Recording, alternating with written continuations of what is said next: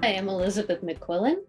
I work full-time for the College of Nursing as a faculty manager and a data analyst, and I work part-time as an adjunct instructor for both the College of Nursing. I'm not a nurse. Um, I'm a researcher and statistician, and I work part-time for the College of Nursing as a clinical instructor and for the College of Education as an instructor teaching statistics and research. What I am a big believer in is assess early and Mhm. assess often, particularly in courses like mine where people would pretty much determine what would they rather do, take my class or walk across broken glass. And the consideration at that point is how thick is the glass and how much glass is there. And what I want to make sure that I'm able to do throughout the term is ensure that we're progressing. And again, in classes like mine, the slowest of progressions is absolutely something to be celebrated, especially with some of my older students who have maybe returned after a very long absence from any form of formal education. And those who have certainly been what I call math scarred, for whom a class like statistics is quite intimidating. And then I can show them their own progression from the beginning. But very often, those increases are quite a bit bigger than they even give themselves credit for.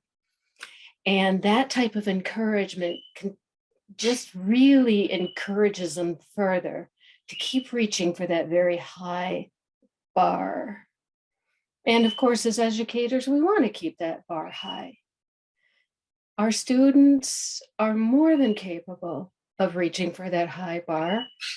And as educators, we also know to not only be demanders, but to be what we would call warm demanders. Set that bar high, and then let our students know how we are going to help them reach that high bar. So, authentic assessment is not only frequent assessment, but varying the types of assessments that we engage in. If we rely, for example, strictly on tests or quizzes, we're going to set a good portion of our students at a disadvantage. Now, I understand this isn't going to work for all types of courses because there are courses, for example, lectures of such a size that sometimes tests are really the most realistic and the most plausible way to manage it. Although I would trust that many of those educators are being innovative and also trying to find various other ways to manage assessments, because we all know that test anxiety is a very, very real phenomenon, and that our students do possess degrees of ability that simply are not best brought out in a testing situation. So, what I do that works very well in my classes is I do 50-50. I do 50% of the weighting for the grade on tests, like the final and the midterm, but the other 50% is on weekly assessments. And I do try to vary those types of assessments to the degree possible. For example, I might have one assessment be a short quiz, one might be an essay, because I have students who have strengths in writing. I have students who do have strengths in test taking. I have students who have strengths in, for example, matching definitions. What I really try to do is I work by Ward's taxonomy, which is a briefer version of Bloom's, where Bloom's has several hierarchies. Ward's has three. Ward's has recall, it has application, and it has problem solving. Recall, we all know, is memorization for the most part, which is never to be dismissed. Memorization can be very important. Application, here's your formula. Here's your recipe. Go forth and create. And problem solving, here's everything you've learned. Here's a situation. How would you manage it? Synthesize that information, the highest form of cognition. So I also try to create my weekly assessments aiming towards that higher form of cognition, but also be aware that if you are truly in a situation where the best you can do are exams, you can create exam items beyond essay exam items. You can do multiple choice exam items that can reach towards those higher levels of cognition.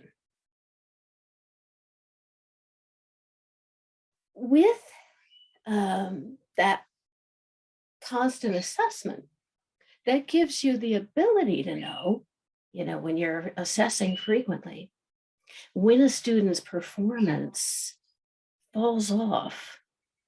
When I see feedback from students, one of the things that tends to come out is, I wish my faculty would reach out. And this gives you the ability to know when a student is starting to struggle or when your class is starting to struggle.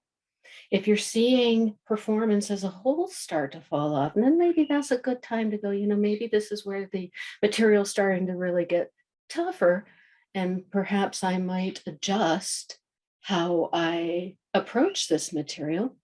Or maybe you see an individual case of a fall off, and maybe that's a time to reach out to the student, make it clear that you're not trying to intrude in their lives. What's going on is none of our business, and you make that very clear. But just tell them, if you need extra time, if you need extra support, I'm here for you in that regard.